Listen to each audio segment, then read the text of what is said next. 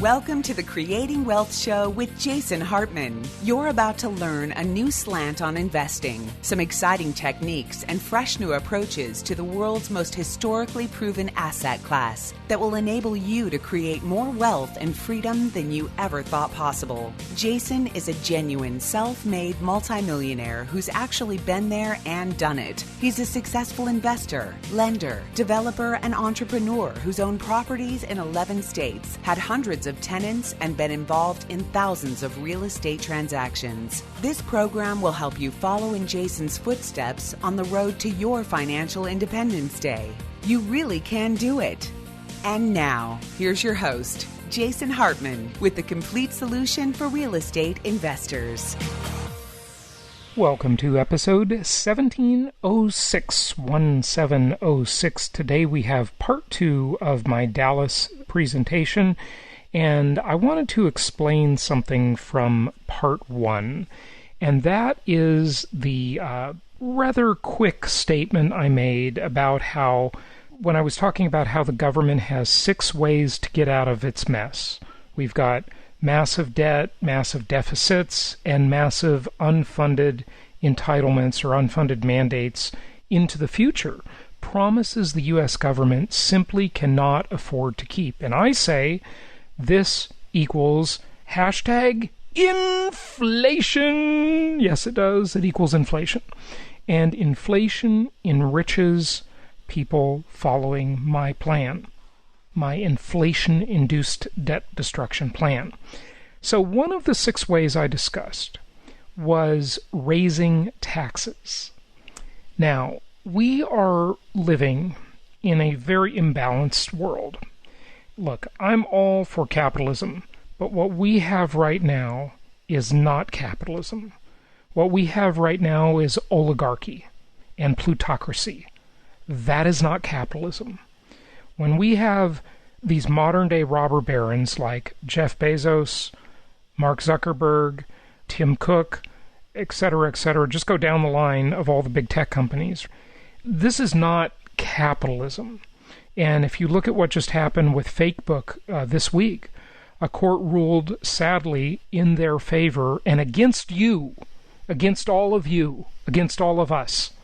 That's basically what happened, saying that Facebook is not engaged in monopolistic practices. Now, there are many more lawsuits and many more regulatory filings against them, and hopefully one will take them down and level the playing field a bit, because this is not capitalism.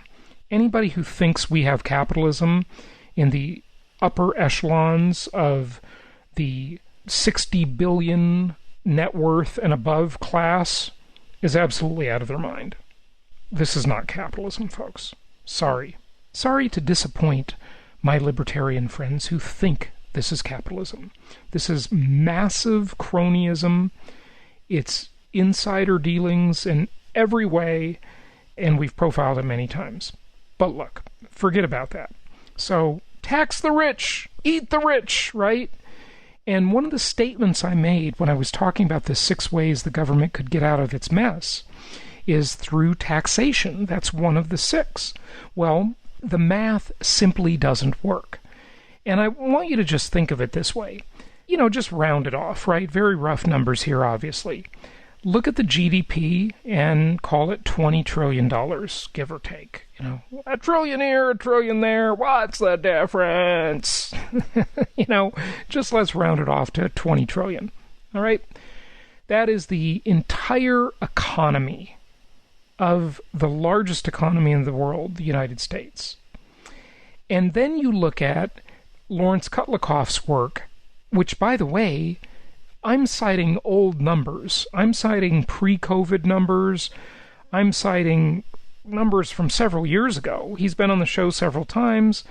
And, you know, look at the other estimates out there. But the point is, these numbers are understated now because they need an update. But just assume they're not. And assume you tax the entire economy at 100%. So if the economy produces $20 trillion a year, the government goes and says to everybody in the economy, every company, every person, give us all your money. You get nothing, we get everything. Okay, So, well, let's just round it off again and call it 200 trillion when it's really probably now 260 trillion. But let's just call it 200 trillion. Round it off. Let's just be really flippant with our numbers here today, because it's easy to comprehend. So that means if the entire economy, all of its revenue, goes to Uncle Sam, it's 10 years to work off the $200 trillion problem. And we all know the problem is bigger than that, and the problem keeps getting bigger. And if we taxed everybody at 100%, they would stop working, obviously, right? Communism clearly did not work very well, and even under communism, the government gave the workers something, right? Under this plan, every worker, every person, every individual, every company would get zero. All of their productivity, all of their labor, all of their intellectual property, all of their ideas, all of their ambition, all of everything would just go to the government. It's like, create value, give it to the government. 100%. Boom. 10 years. And that's a very conservative estimate. But of course, the work would stop pretty much in the first year. If they came out with that edict tomorrow, everybody would just, why should we work? What's the point? Well, okay, you have to work, because if you don't work, we're going to send you to the gulag. Well, okay, that'll motivate some. Remember, as I talked about before in our last live event, which, by the way, folks, we're going to be announcing another live event. Yes, live event in Florida in September, I think. I don't want to say definitely until we have the contract signed. But at our last live event, which was Profits in Paradise, seems like forever ago, I talked about that book I read that was very influential to me, Power Shift by Alvin and Heidi Toffler. Brilliant book. I think it's a 1989 book maybe, but it's really brilliant. I read it a couple of times, maybe 3 times even. And very interesting book. He talks about the 3 forms of power throughout history. The ability to inflict violence, the ability to control capital, and the ability to control information. Those are the 3 forms of power, and so the government would basically say, look, if you don't give us your capital, we're going to inflict violence upon you, which essentially is what they do now, but they don't require you to give them all of their capital, right? So that's good. They don't require all of it, but they require, depends on which socialist state you live in, and what your tax bracket is. And just remember, beyond income taxes, there are, of course, a zillion other taxes. And remember, there's a lot of taxes you don't even see because you paid them before you bought the item. For example, how many of you really consider how much gas tax you're paying when you buy that gallon of gas that has now skyrocketed in price since Sleepy Joe Biden took over? Oh, and here I'm going to get the hate mail from the people that say I'm being political. Look, folks, wake up, okay? For those of you out there who want to give me a hard time about talking about a political issue here and there, just stop it, okay? Just stop it. Politics is money. Politics is the economy. Politics is investing. They're all related. You can't have one without the other. The government is a giant part of the economy, well over 20%. And that's only the direct government. All of the indirect government, meaning the taxation, the regulations. Is it possible to talk about investing without talking about politics? No.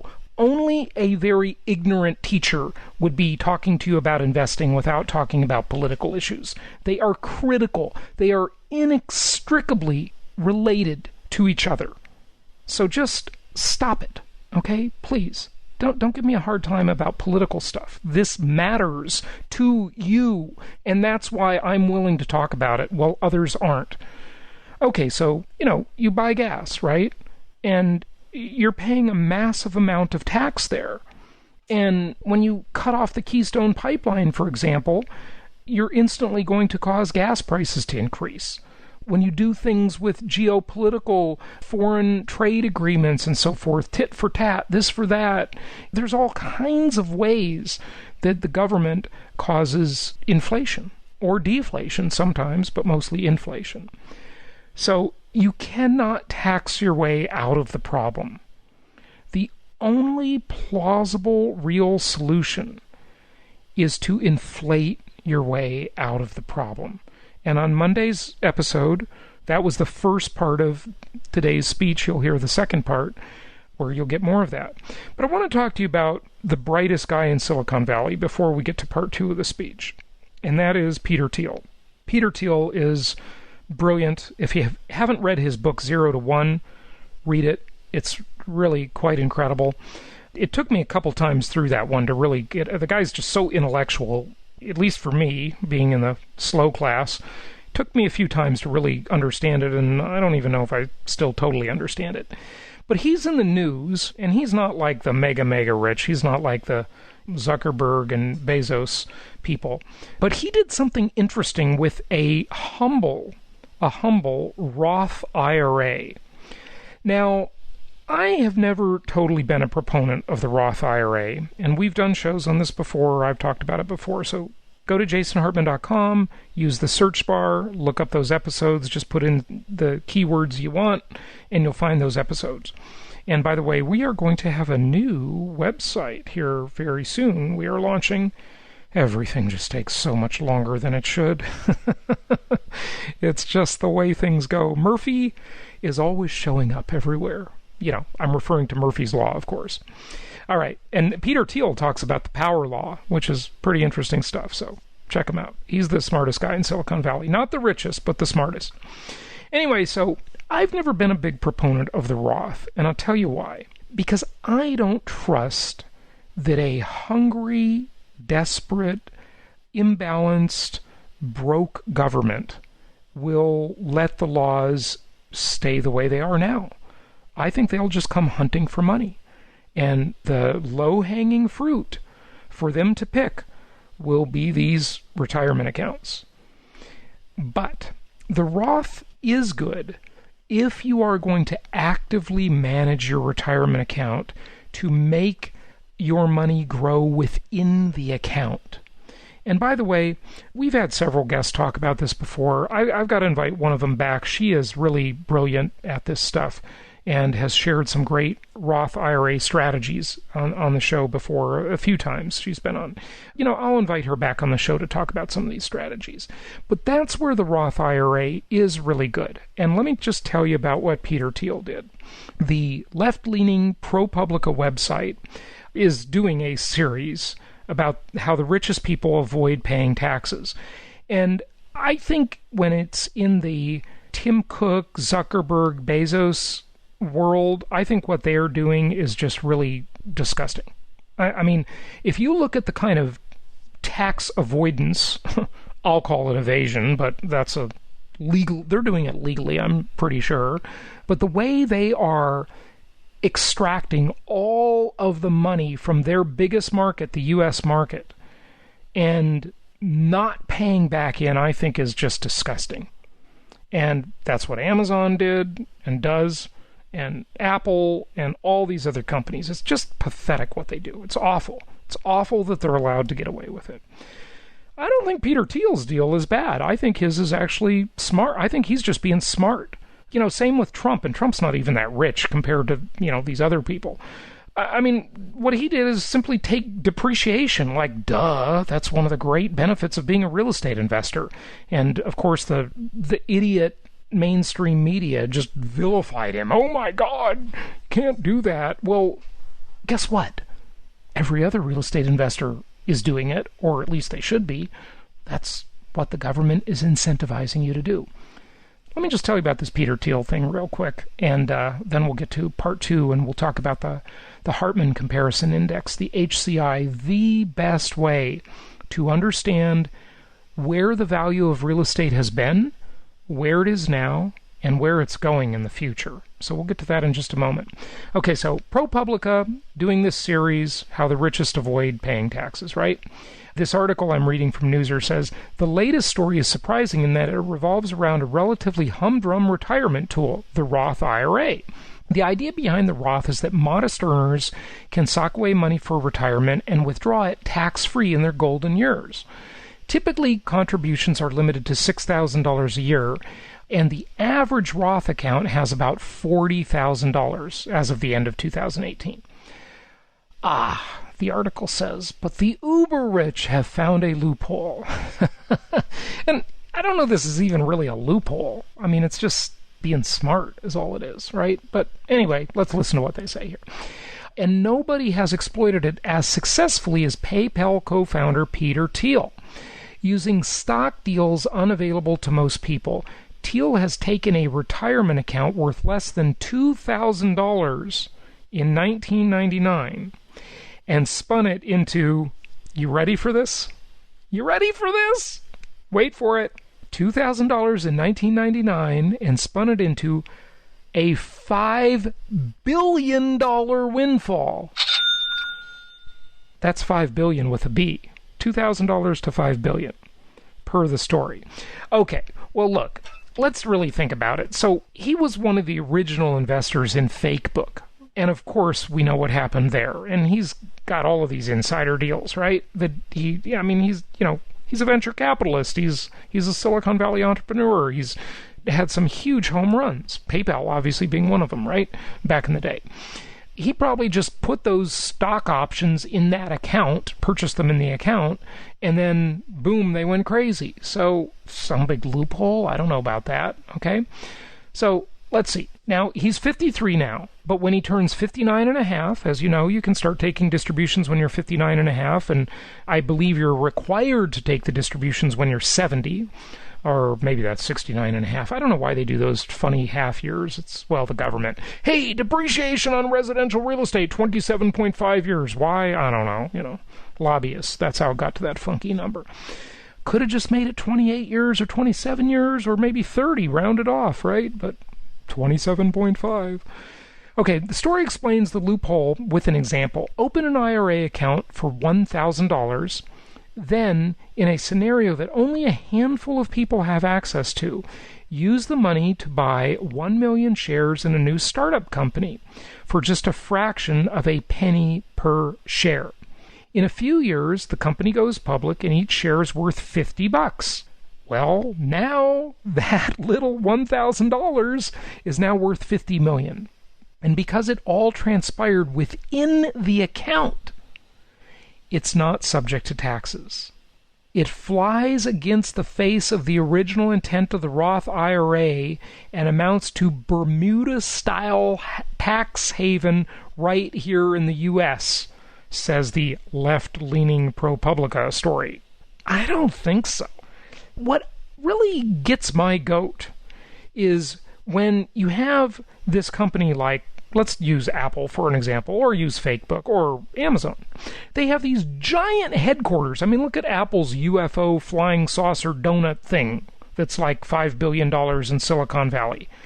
Well, clearly, this is their headquarters, right? Everybody with a brain, a 5-year-old kid can tell you that.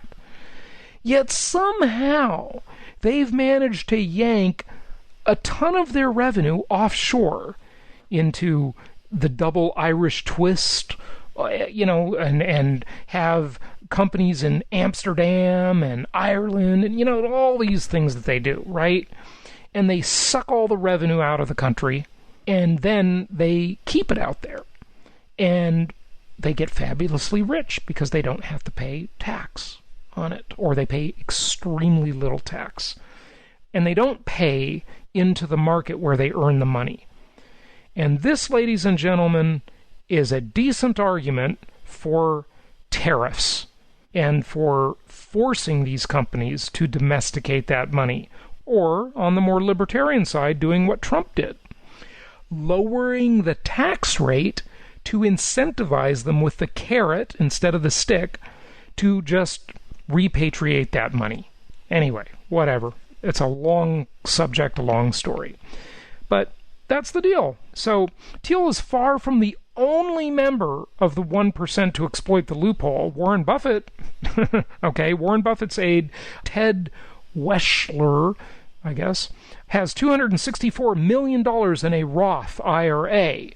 And hedge fund manager Randall Smith has $252 million. But Thiel earns the Lord of the Roths title. So there you go. Anyway, hey, I'd give him a pat on the back. I think he did really well. I think that was real smart. So, real estate investors, what does that mean to you? What can you do with that? Well, if you are wanting to really manage a retirement plan, the Roth could be a good opportunity for you.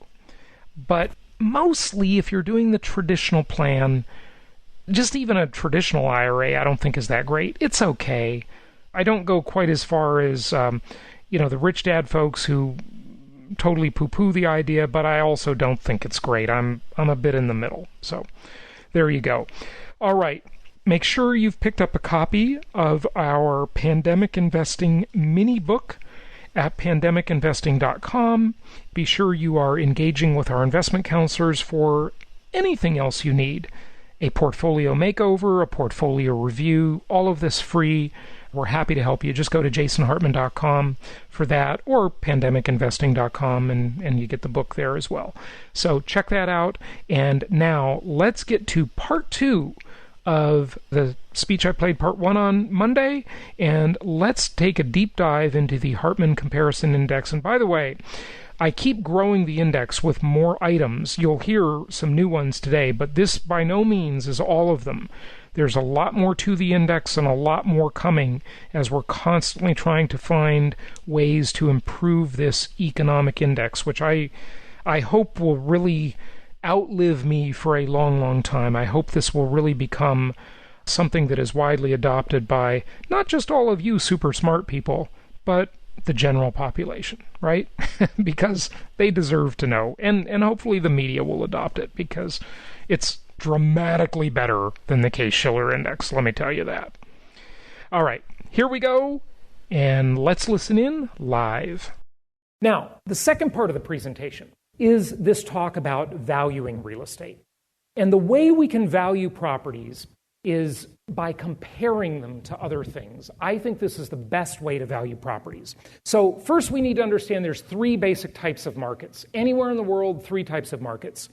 There is a linear market that is steady and profitable. My company helps people buy properties in linear markets, places like Memphis, Indianapolis, many markets in Florida, Georgia, etc. If you're looking at a chart, these are the markets that are boring. Nothing much goes on. They don't make the news. If you're looking at a chart, it just shuffles along here. It's no big deal. Little ups and downs, peaks and valleys, no big deal. But cyclical markets, the ones that get all the media attention, are like the West Coast, right? Where I grew up, LA, cyclical market for sure, where they have glorious highs and really ugly lows. They go up and down like a roller coaster. And then hybrid markets are between the two. So understand 3 types of markets. Most of the world is a linear market. There aren't that many cyclical markets in the world, if you think about it. So in the US, it's most of the West Coast. It's the expensive northeastern markets. It's South Florida where I live. I live in Palm Beach, cyclical market. And around the world, it's places like Dubai, Hong Kong, London, Paris, places like that, these trophy cities, all cyclical markets. Most of the world is linear, just chugs along and does its thing. So this question is a question I always ask. And my podcast listeners said it's the Jason Hartman question. I obviously didn't invent the question, right? But it's compared to what? And a friend of mine, my buddy George Gammon, he says it this way: is it cheap or is it expensive? And this is how we can know whether we're in a bubble and where we're going. Is it going to keep going up, or are we going to have a crash? So I created a new index called the HCI, the Hartman Comparison Index. And I'm going to share with you just a small sample of it today, because we don't have much time. A lot of it is based on something I call packaged commodities investing.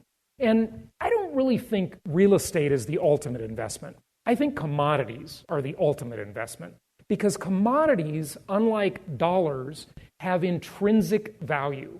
They are meaningful regardless of any currency. Every human on earth needs them. And if you think of your properties that you buy as a package of commodities, copper wire, glass, steel, petroleum products, concrete, lumber, obviously, that's been crazy lately. It's up, down, now it's a little down again, but way up still overall. You're investing in packaged commodities. See, all the linear markets in the world have one thing in common, and this is how you can for sure know if you're in a linear market. Is the land really cheap? When you're buying a property, you're buying two things. You're buying the house or the apartment building or whatever sitting on the land, the improvement, and then you're buying the land itself, two components. So if the land value is high, you are in a cyclical market. If the land value is low, like Memphis, where 80% of the value is the structure, the packaged commodities, that's a linear market. So linear markets don't appreciate as much, but they're far more stable and they have much better cash flow. And they tend to be landlord friendly. So if you get a bad tenant, you can get them out, right, and start getting a paying tenant. And they tend to be business friendly. So this is where money goes because that's where it's treated best. Okay, so our rich Uncle Jerome Powell has been changing the game on us, and a lot of people aren't paying close enough attention and they're not doing the right thing. So if you look at a couple of the popular indexes, and I don't have time to go into all these, but the FHFA's HPI, Home Price Index, is very popular. The Case-Shiller Index, obviously, you hear about that one all the time. This one has huge flaws. Let me just tell you one of them. The Case-Shiller Index it profiles 20 markets. Guess what? Of these 20 markets, when there's there's about 400 markets in the US, MSAs, Metropolitan Statistical Areas, well, guess what? Case-Shiller, of their 20 markets, 15 of them are cyclical. How could that be the right thing to do? You can't get the right pulse on the market when, 3/4 of that index is cyclical. Doesn't work. This one is my favorite, actually, the Housing Affordability Index. I think this one is pretty darn good, but it does have a couple of flaws. One of them is certainly that it doesn't account for foreign money in a market, and it doesn't account for non-working people like rich retirees. So the Housing Affordability Index, pretty good otherwise, but it has some blind spots, okay? So let's look at my index. So let's compare the price of real estate to gold. Now, I'm not a gold bug. I do own some. I own some Bitcoin. I'm not a Bitcoin bug, but whatever. Gold has been considered money for 5,000 years. 5,000 years ago, 1 ounce of gold would buy you a toga and a pair of sandals. Today, it'll buy you a nice man's suit and a pair of shoes. It's about the same. It holds its value, right? That's what they all say, all the gold bugs. But look back to the year 2000, 21 years ago, right? If you wanted to buy the median price house, it would cost you 610 ounces of gold. Today, if you wanted to buy that same median price house, it would only cost you 186 ounces of gold. So that briefcase would be a lot lighter with its gold bars. So, compared to gold, is real estate cheap or expensive? Compared to gold, it's what? Cheap, absolutely. Okay, so what about Bitcoin? So Bitcoin didn't exist 21 years ago, but let's go 10 years ago. 773,000 Bitcoin to buy the median price house. Today, 9.6. And I don't know what Bitcoin's doing, the last few days, but it's about the same, I think. Okay? So only 9.6 Bitcoin you can buy a house. Okay, priced in Bitcoin? Cheap, right? Okay. How about oil? The world runs on oil. What if you wanted to buy a house with barrels of oil? Now, here's the reason that we're talking about this. If we go 21 years back, think about it. The last 21 years, you didn't have to store your savings, your wealth in dollars, did you? You could have simply stored it in oil or Bitcoin or gold or many other things. So if you save up and you keep depositing money in your whatever store of wealth, oil, savings account, whatever, for 21 years, and you want to buy a house with cash, say you put it in oil. Well, 21 years ago, 5,500 barrels of oil to buy a house. Today, only 5,125. So it's cheap, right? A little cheaper. It's not that cheap, but it's not as dramatic as the others. Okay, what about orange juice? I mean, really, these are investments. People invest in orange juice. They do this on the commodities market. Well, 21 years ago, 182,000 pounds to buy a house today, $286. Priced in orange juice, expensive. So you wouldn't want to necessarily buy it that way, would you? Okay, what about rice? Rice is the basic food for 2/3 of the planet. 2/3 of the human race survives on rice. 21 years ago, 29,000 pounds. Today, 25,000. So priced in rice, it's cheaper. Median income. How about this one? This won't be so abstract, right? Priced in median income, how many years of the median income does it take to buy a house? 4 years. Back in 2000, today, 4.8. More expensive. But this would be a huge mistake if we consider this to be the way you would value a house. Because people buy a house not on the price, they buy it based on the payment. We'll go into that in a moment. How about a different index? So, the Consumer Price Index is the most widely used measure of inflation, the CPI. You hear about it all the time. And the CPI is a lie, it's understated, it's manipulated, it's bogus, okay? They manipulate it by doing weighting, substitution, and hedonic indexing. And you can learn more about that if you're interested in, like in my book or whatever. Forbes has its own CPI for rich people. So if you're rich, your inflation rate is different than if you're just a normal person, right? In the CPI's basket of goods. In the Forbes index, which is called the Cost of Living Well index, I love it, right? In the Cost of Living Well index, 21 years ago, it would be 130 units of the index. Today, it's only 106, rounding. So in the Cost of Living Well for rich people, houses are cheaper, for sure. Okay, but it's not about the price, it's about the payment. So let's look at the monthly payment, and here's where it gets really interesting, and it says a lot about where the market's going. So if we take the median mortgage payment of $988, we adjust it for inflation, it's only $777 today. So it's cheaper by the Consumer Price Index. But wait, the Consumer Price Index is understated. It understates inflation. So if inflation is higher, that means the real value of this payment is lower. Now, there's another index. You might want to write this down because it's far more accurate than the Consumer Price Index. It's called the Chapwood Index. Chapwood Index. Just look it up. It's real easy. And what it does is it doesn't move things around. It just takes 500 items that people buy and averages them. And that's it. It doesn't have weighting, hedonics, and substitution like the government's bogus index. So here, basically, here's the mortgage payment in Bitcoin, 0.03 today, right? And here it is in dollars, but adjusted for the official inflation rate. Okay, so mortgage payment in ounces of gold, 3.6. Now it's only 0.63.